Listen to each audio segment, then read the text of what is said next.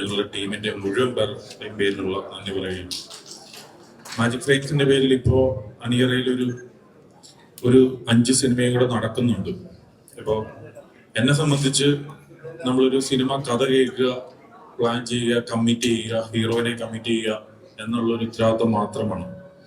അത് കഴിഞ്ഞ് കഴിഞ്ഞാൽ പിന്നെ അതിനെ ടേക്ക് ചെയ്യുന്നത് നമ്മുടെ ഒപ്പമുള്ള നമ്മുടെ ടീമാണ്. സന്തോഷ് ആയിക്കോട്ടെ, അഖിലായിക്കോട്ടെ. ഇപ്പൊ അവർക്ക് ഓരോ പ്രോജക്റ്റ് ഇങ്ങനെ മാറി മാറി കൊടുത്ത് പിന്നെ ഞാൻ നിൽക്കേണ്ട സ്ഥാനത്ത് നിന്നാണ് സന്തോഷും അഖിലും ആ പ്രോജക്റ്റുകൾ ചെയ്തു തരുന്നത്.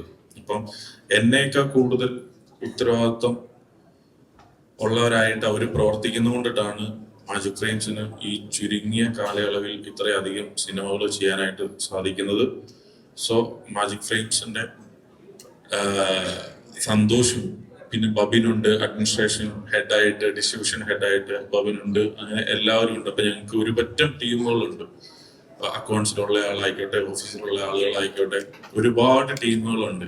അപ്പൊ അവരുടെ എല്ലാം ആത്മാർത്ഥമായ സഹകരണമാണ് മാജിക് ഫ്രെയിംസിനെ ഇങ്ങനെ ഒന്നിന്റെ പുറകിൽ ഒന്നൊന്നായി ഇങ്ങനെ വളർത്തിക്കൊണ്ടിട്ടിരിക്കുന്നത്. സോ അവർക്കുള്ള നന്ദി ഞാൻ അറിയിക്കുകയാണ്. സോ വളരെയധികം സന്തോഷം. ഒരിക്കൽ കൂടി ഈ സിനിമ നിങ്ങൾ കാണണം. കണ്ടിട്ട് ഇഷ്ടപ്പെട്ടെങ്കിൽ നിങ്ങളത് നമ്മൾ ഓരോ ഇതിൽ പറയുന്ന പോലെ ഷെയർ ചെയ്യണം. എന്താണ്, മൗത്ത് ടോക്ക് ആണ് ഏറ്റവും വലിയ ഒരു സിനിമയുടെ അഡ്വർടൈസ്മെന്റ് എന്ന് പറയുന്നത്. പിന്നെ എന്നെ സംബന്ധിച്ച് ദിലീപേട്ടന്റെ 150ാമത്തെ സിനിമ എന്ന് പറയുന്നത് ഒരു വലിയ രീതിയിൽ വലിയ ഫംഗ്ഷനായിട്ട് എല്ലാ മറ്റ് ആർട്ടിസ്റ്റുകളെ ഒക്കെ വിളിച്ച് നടത്താം എന്നായിരുന്നു ഞങ്ങൾ വിചാരിച്ചിരുന്നത് തുടക്കത്തിൽ ഈ സിനിമ കമ്മിറ്റ് ചെയ്യുമ്പോൾ. പക്ഷെ പിന്നീട് അങ്ങനെ പോയി കഴിയുമ്പോൾ ഇപ്പൊ അറിയാലോ, ഇപ്പോ വലിയ ഹൈപ്പുകൾ കൊണ്ടുവന്നിട്ടല്ലോ നമ്മളിപ്പോ ഈവൻ ചെയ്യുക. ഇതൊരു ഫാമിലി സിനിമ ആയതുകൊണ്ടിട്ട് ഞങ്ങൾക്ക് ഒരു തരത്തിലും ഇതിനെ ഇങ്ങനെ ഒരു ഹൈപ്പ് കൊടുക്കേണ്ട ഒരു സാധനവും ചെയ്യാനായിട്ട് പറ്റുന്നില്ല. പിന്നെ ഇതിനൊരു ട്രെയിലർ ഇല്ല.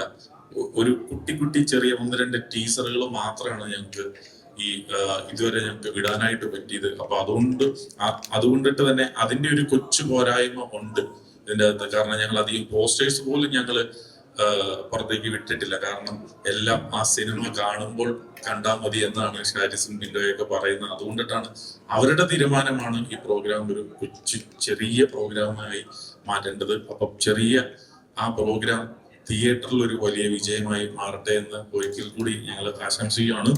സോ വീണ്ടും ഒരു റിപ്പീറ്റേഷൻ പോലെ പറയുന്നു, വന്ന എല്ലാവർക്കും ഒരിക്കൽ കൂടി നന്ദിയുടെ വാക്കുകൾ പറയുന്നു.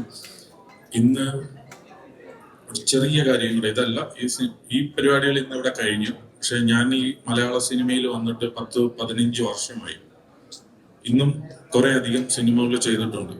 പക്ഷെ മലയാള സിനിമയിലെ ഒരു പ്രമുഖ നടൻ വലിയ തെറ്റിലേക്ക് ഇന്ന് തിരികൊളുത്തിയിട്ടുണ്ട്.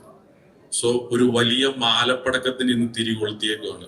സോ അതൊരു വേണ്ടായിരുന്നു എന്ന് ഞാൻ പറയുമ്പോൾ ആ നടൻ ഇത് കാണും.